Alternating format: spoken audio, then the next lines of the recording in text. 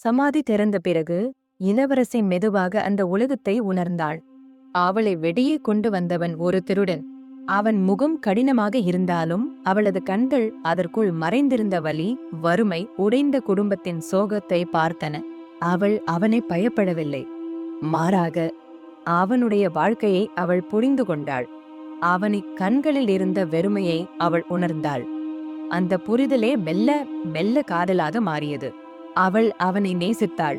ஒரு நாள் அவள் தன் உடலில் இருந்த அரச குடும்ப நகைகளை ஒன்றன்பின் ஒன்றாக அகற்றி அவனிடம் கொடுத்தாள். இது வெறும் தங்கம் அல்ல என்று அவள் மென்மையாக சொன்னாள். இது உன் மீது எனக்கு உள்ள நம்பிக்கை. இதை கொண்டு ஒரு புதிய வாழ்க்கையை தொடங்கு. அவளது கருணை அவனுடைய இதயத்தை மாற்றியது. அவன் திருட்டை நிறுத்தினான்.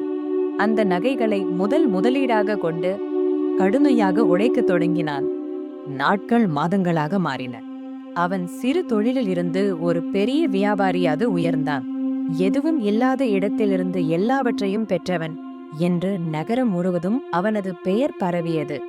அந்த எல்லா மாற்றங்களிலும் இளவரசி அவனுடன் நின்றாள்.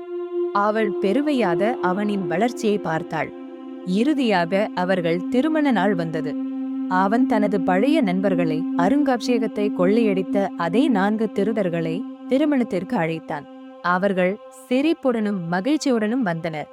திருமண பரிசாக ஒரு பெட்டி நகைகளை அவர்கள் வழங்கினர். இவை உன் மணமகளுக்காக என்று சொன்னார்கள். உங்கள் வாழ்க்கை என்றும் பிரகாசிக்கட்டும். திருமணம் முடிந்த பிறகு இளவரசி மெதுவாக அந்த பரிசு பெட்டிகளை திறந்தாள். அந்த நொடியே அவளது கண்கள் விரிந்தன. அவளுக்கு எல்லா நகைகளும் பரிச்சயமாக இருந்தன. அவை சாதாரண நகைகள் அல்ல. அவை அவளுடைய அரச குடும்பத்தின் பாரம்பரிய பொக்கிஷங்கள். அருங்காட்சியகத்திலிருந்து திருடப்பட்ட அதே நகைகள். அவளது இதயம் கனமானது. இவை என் முன்னோர்களின் சொத்து, என் ராஜ்யத்தின் அடையாளம் என்று அவள் உணர்ந்தாள். அந்த நொடியில் அவள் அமைதியாக ஒரு முடிவை எடுத்தாள். எந்த விலையும் கொடுத்தாலும் அவளது அரச இரத்தத்துக்கு சொந்தமான ஒவ்வொரு நகையும் மீண்டும் மீட்டெடுக்க வேண்டும்.